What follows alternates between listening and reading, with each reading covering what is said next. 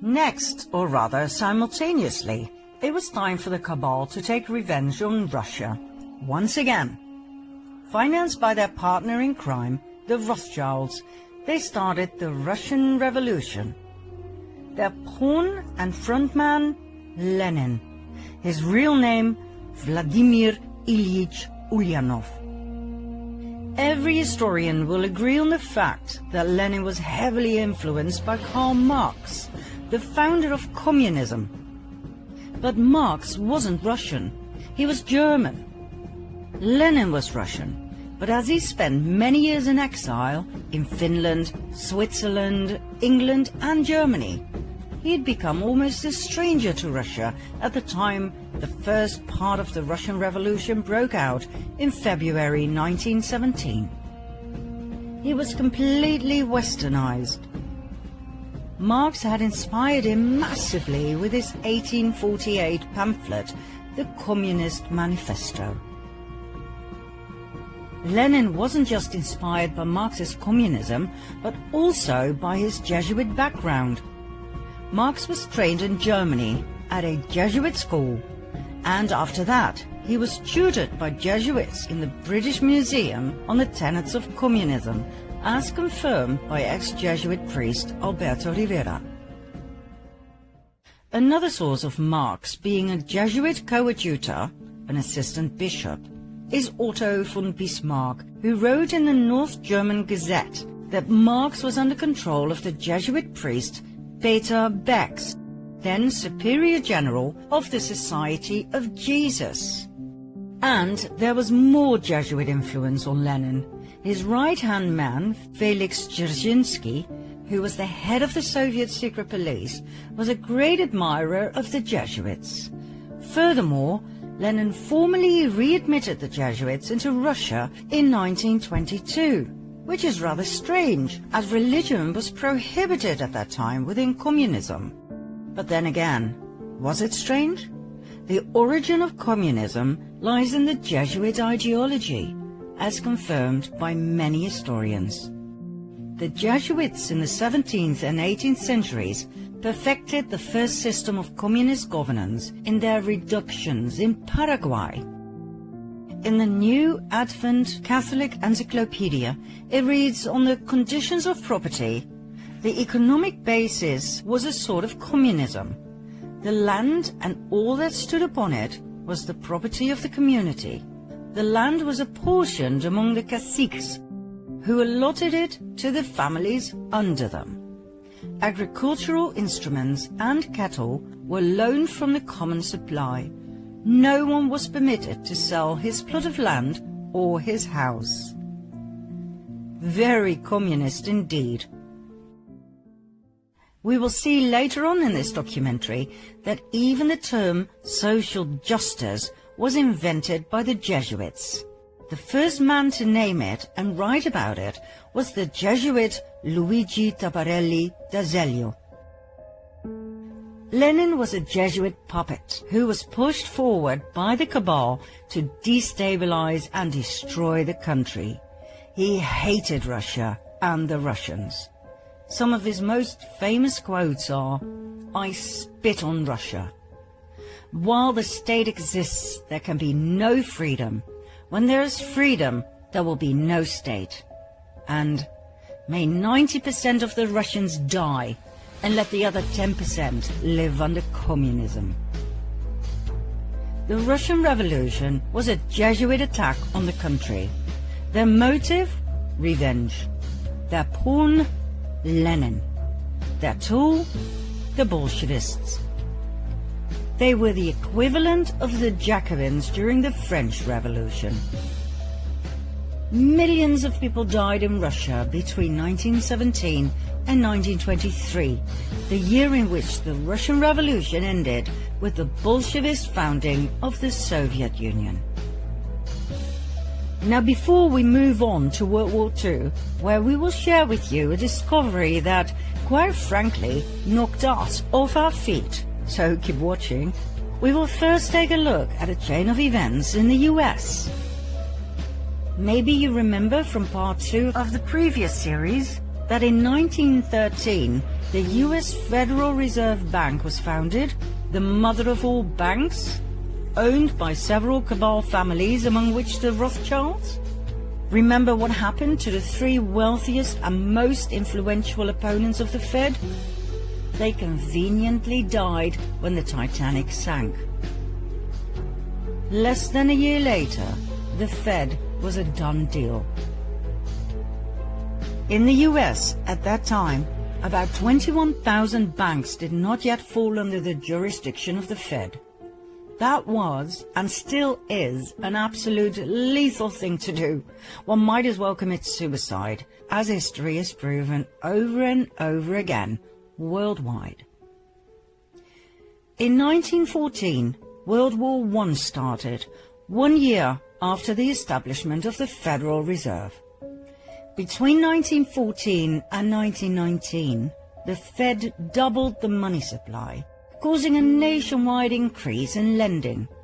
In 1920, it shrank the money supply, and 5,500 competitor banks went bankrupt. They were bought by the Fed for next to nothing. Between 1921 and 1929, the Fed increased the money supply again. Loans were everywhere. But on October 23, 1929, 2.6 million shares were sold in a frenzy. By whom? Not that hard to guess. The next day, on October 24 at 9 a.m., Wall Street was closed, and the moneymakers who had gathered outside slowly started to realize in a state of shock what had happened. Loans were called in. Investors were forced to sell their shares. This event became known in history as the Wall Street crash.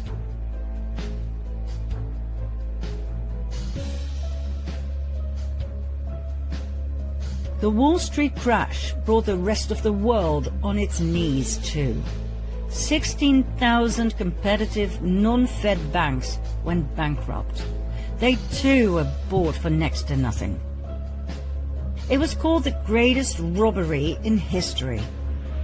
But it wasn't enough. The Fed reduced the money supply even further by 30%, causing starvation throughout the US.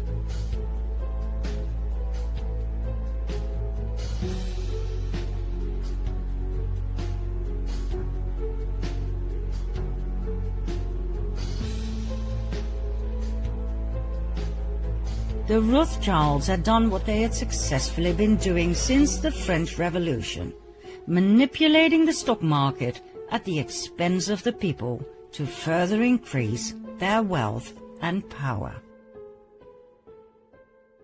Congressman McFadden was so horrified he began impeachment proceedings against the bankers who owned the Federal Reserve. Like I said, he might as well have committed suicide straight away.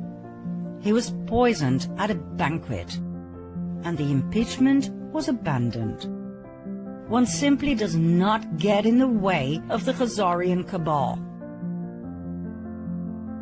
4 years after the Wall Street crash in 1933, on the pretext of getting out of the Depression, the banks persuaded the government to carry out a national gold seizure, on penalty of imprisonment for 10 years.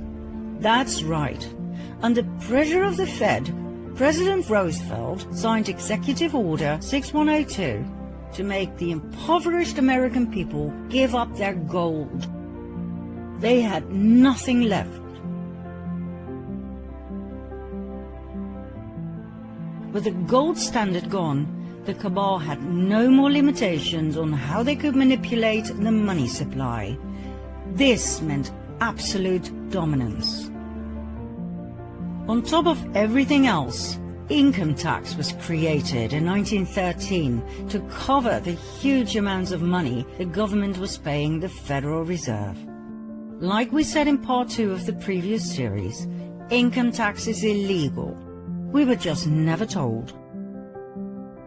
One of the dire consequences of the Wall Street crash was that the Fed called in all international loans. The country that was the worst affected was Germany. After World War I, the country had to pay reparations to the victims, for which it desperately needed the loans, as well as for rebuilding the country and the economy. When the Fed called in their loans, the German economy collapsed. The country dived into a deep depression. That same winter, about 2 million people were unemployed. Less than 3 years later, that number had tripled, meaning a staggering unemployment rate of 40%. The government's expenses to support these people went through the roof. The Chancellor cancelled unemployment support in a desperate move, which made things even worse. More chancellors came and went. Nobody knew what to do with this mess. People were losing faith in democracy, music to the ears of the cabal, and sought help from extreme left, the communists, or extreme right, the Nazis. In January 1933, Hitler became Chancellor of Germany. Although he had a majority of seats in Parliament, he did not have the absolute power he desired. Conveniently, only 4 weeks later, the Reichstag, home of the German Parliament in Berlin, was set on fire, allegedly by communists. Hitler used the event to persuade President Hindenburg to pass an emergency act restricting personal liberty. The act abolished freedom of speech, assembly, privacy, and the press. It abolished the right to own property and the right to trial before imprisonment. It legalized phone tapping and interception of correspondence. The decree was used as the legal basis for the imprisonment of anyone considered to be opponents of the Nazis. People could be imprisoned for any or no reason. That night, around 4,000 people were arrested, imprisoned and tortured by the SA. Hitler was now able to imprison communist leaders, so his main opponent during the elections, the Communist Party, fell apart. Hitler's SA intimidated the rest of the opposition, after which he pushed through the Enabling Act that enabled him to make laws without the parliament's consent for the next 4 years. This gave Hitler absolute power. He then banned all political parties.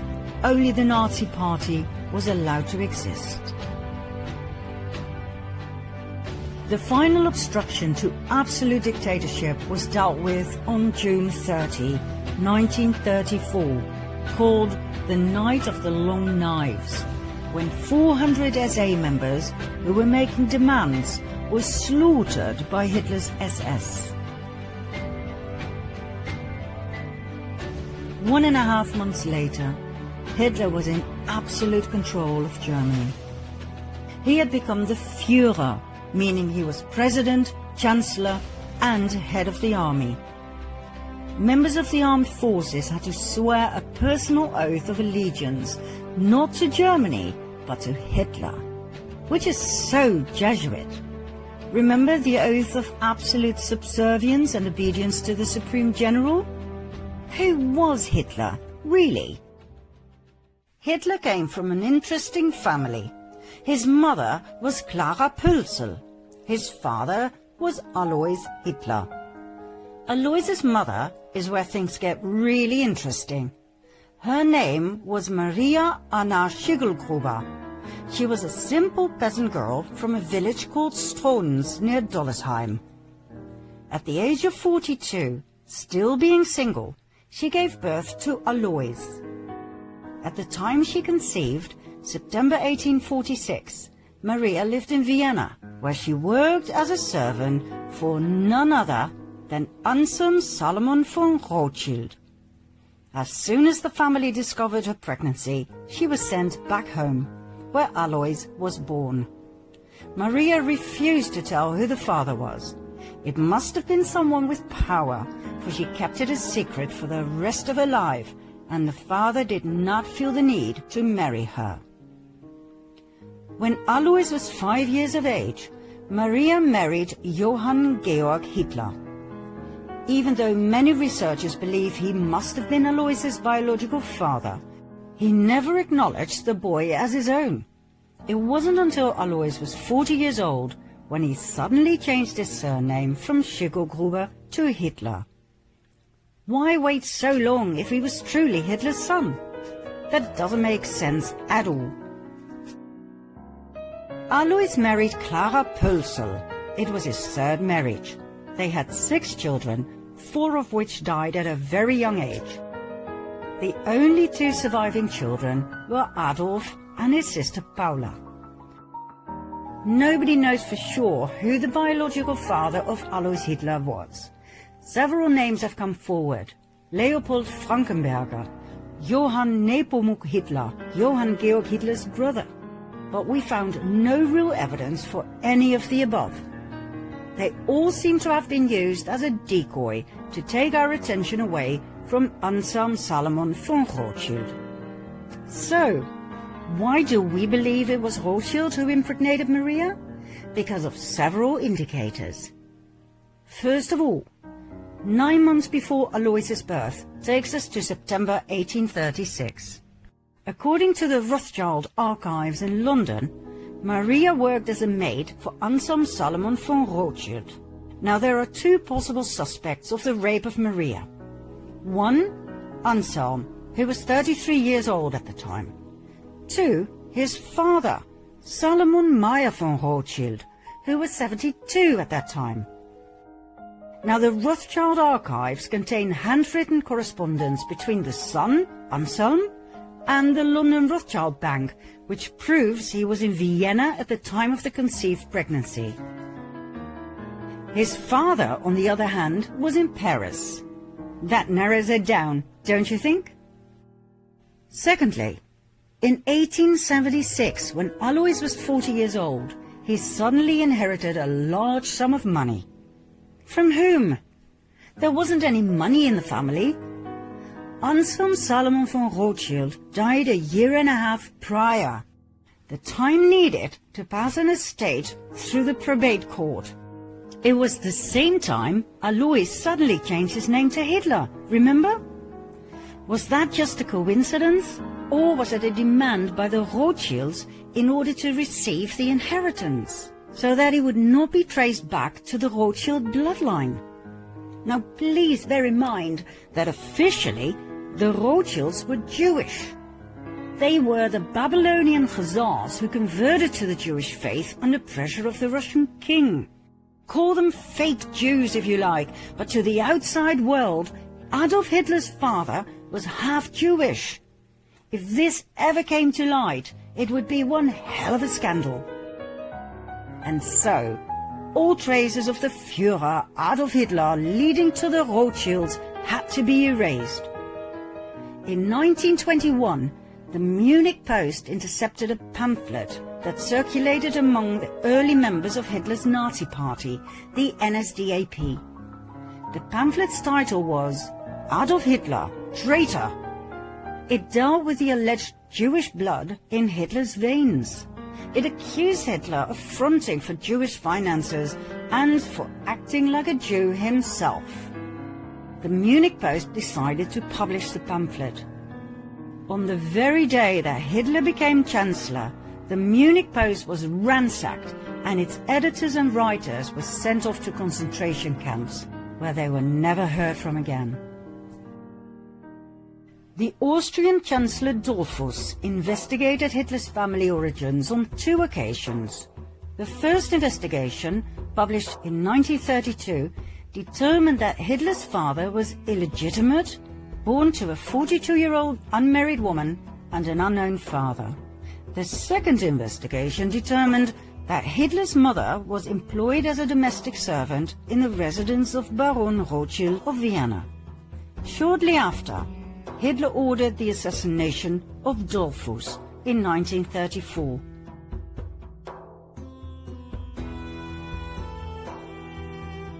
Adolf Hitler once told his nephew, William Patrick Hitler, These people must not know who I am.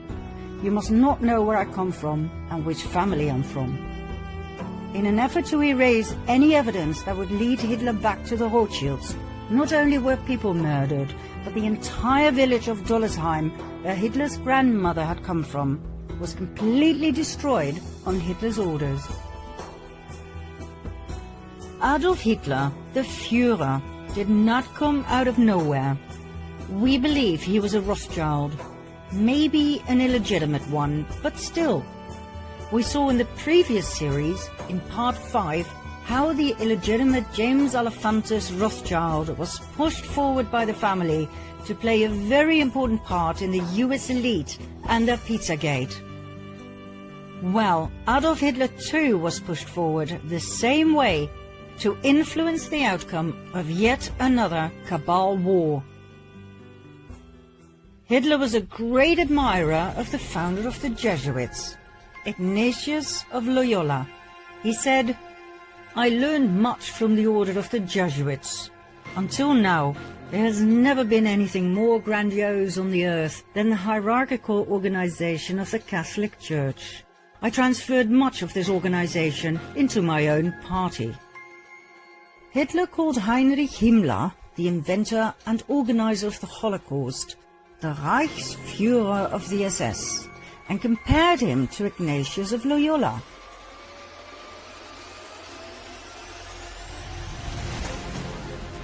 The SS organization has been constituted by Himmler according to the principles of the Jesuit order.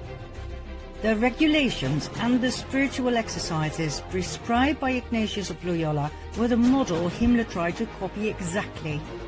Himmler's title as Supreme Chief of the SS was to be the equivalent to the Jesuit general, and the whole structure and direction was a close imitation of the Catholic Church's hierarchical order. Absolute obedience was the supreme rule. Every order had to be executed without comment. Hitler presented himself as the solution to all problems. He offered jobs in the war and weapon industry. He got rid of everyone he blamed for Germany's problems. The Jews, the Gypsies, the Communists, the disabled, the homosexuals, and he confiscated all of their money.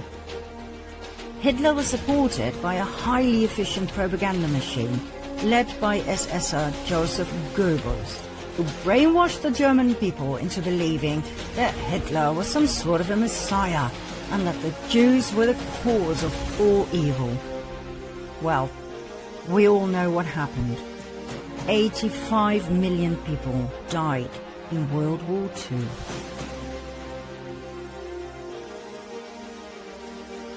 But the cabal wasn't done just yet. As you might know, in the aftermath of World War II, hundreds of thousands of Jews emigrated to the promised land of Israel. But did you know that this migration had already been planned by the cabal in 1917? 22 years before World War II even started, Palestine was given away, literally, by Arthur James Balfour, Foreign Secretary of the United Kingdom, on behalf of the British government. As if nothing more but a chess piece, a country with inhabitants was given away to, guess who? Lord Lionel Walter Rothschild. But wait a minute, 1917? The First World War hadn't even ended yet. So how on earth could they be talking about a home for the Jews? The Jewish genocide hadn't even started yet. We're talking about the Balfour Declaration, signed by Balfour himself on the 2nd of November 1917. Dear Lord Rothschild, I have much pleasure in conveying to you, on behalf of His Majesty's government, the following declaration of sympathy with Jewish Zionist aspirations, which has been submitted to and approved by the Cabinet. His Majesty's government view would favour the establishment in Palestine of a national home for the Jewish people and will use their best endeavours to facilitate the achievement of this object, it being clearly understood that nothing shall be done which may prejudice the civil and religious rights of existing non-Jewish communities in Palestine, or the rights and political status enjoyed by Jews in any other country. I should be grateful if you would bring this declaration to the knowledge of the Zionist Federation. Arthur James Balfour. Neither the Jews nor the Palestinians knew about this. It was yet another brilliant move of nothing but chess pieces by the cabal. What was presented as a benign action in favor of the Jews was, once again, a divide and conquer strategy. It could only end in yet another war, this time between Jews and Palestinians.